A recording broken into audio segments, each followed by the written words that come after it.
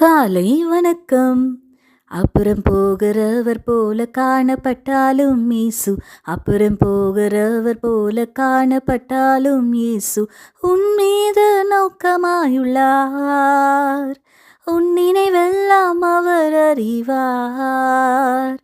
காக்கின்றவர், உருவாக்கின்றவர், தோளின் மேல் சுமக்கின்றவர். இயேசு தோளின் மேல் சுமக்கின்றவர். ஆமாங்க, தூர தேசத்துல பிஸ்னஸ் செய்து கொண்டிருந்த ஒரு மனுஷனுக்கு அருமையான ஒரு மகன். இந்த அப்பா மகனை பார்க்க வரும் பொழுதெல்லாம் அவனுக்கு கிஃப்ட்ஸ் வாங்கி கொண்டு வருவாராம். அந்த மகன் அப்பாவிடம் ஒரு குதிரை வேண்டும் என்று கேட்டுக்கொண்டே இருந்தானாம். வாங்கி தருகிறேன் என்று சொல்லி அப்பா அமைதியாகவே இருந்தாராம். அப்பாவுடைய ஃப்ரெண்டு அவர் வீட்டிற்கு அவனை கூட்டி சென்று குதிரையை பற்றி அநேக காரியங்களை அவனுக்கு கற்றுக் கொடுத்தாராம். ஒரு நாள் அப்பா ஊரிலிருந்து வரும் பொழுது ஒரு குதிரையுடன் வந்தாராம். அவனுக்கு ஒரே சந்தோஷமா, அப்பா நீங்க அமைதியா இருந்ததுனால எங்க எனக்கு வாங்கி தர மாட்டீங்களோன்னு நினைச்சேன்னு சொன்னானா.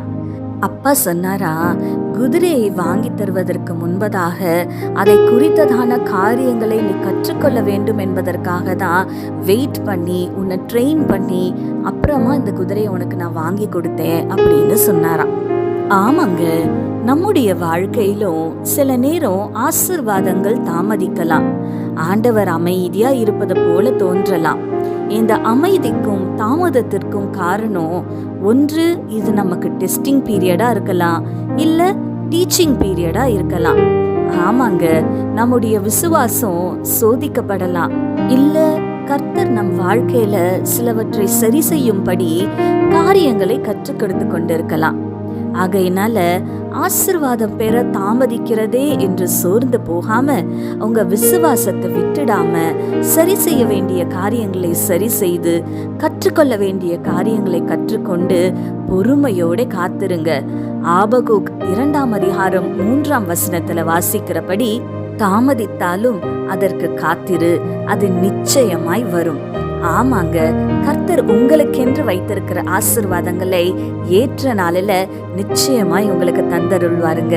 கண்களை மூடி ஆண்டவரை நோக்கி பார்க்கலாமா? எங்கள் பரிசுத்த பரலோக பிதாவே, உம்மை துதிக்கிறோம் அப்பா, உம்மை ஸ்தோத்தரிக்கிறோம். இதோ இந்த காலை வேலையிலுமாய் தகப்பனே, ஆசீர்வாதங்களின் வாழ்க்கையில தாமதிக்கிறதே என்று சோர்ந்து போய் இருக்கிற உம்முடைய பிள்ளைகளை கர்த்தர் நீர் கண்ணோக்கி பார்ப்பீராக. அப்பா, இது எங்களுக்கு டெஸ்டிங் பீரியடா டீச்சிங் பீரியடா எங்களுக்கு தெரியாது ஏசப்பா. ஆனா ஆண்டவரே அப்பா, எங்க விசுவாசத்தை நாங்க விட்டுடாம அப்பா, நீர் எங்கள் வாழ்க்கையில அப்பா என்ன காரியங்களை எங்களுக்கு கற்றுக் கொடுக்குறீங்களோ, எதெல்லாம் நாங்க எங்களுடைய வாழ்க்கையில சரி செய்து கொள்ளணுமோ அவைகள் எல்லாவற்றையும் கற்றுக்கொள்ளவும் சரி செய்து கொள்ளவும் எங்களுக்கு கிருபை பாராட்டுங்க தகப்பனே. நீர் எங்களுக்கென்று வைத்திருக்கிற ஆசீர்வாதங்களை ஏற்ற நாளில நிச்சயமாய் நீர் எங்களுக்கு தருவீர் ஆண்டவரே. நாங்கள் நம்புகிறோம் சுவாமி, விசுவாசிக்கிறோம். தாமதித்தாலும் அது நிச்சயமாய் வரும் என்று நாங்கள் நம்புகிறோம் தகப்பனே. உம்மை ஸ்தோத்தரிக்கிறோம். துதி கன மகிமை யாவும் உமக்கு செலுத்துகிறோம். இயேசு கிறிஸ்துவின் வல்லமையுள்ள நாமத்தினால கெஞ்சி மன்றாடுகிறோம் பிதாவே, ஆமேன். இந்த நாள் உங்களுக்கு ஒரு ஆசீர்வாதமான நாளாய் இருப்பதாக. ஆமேன்.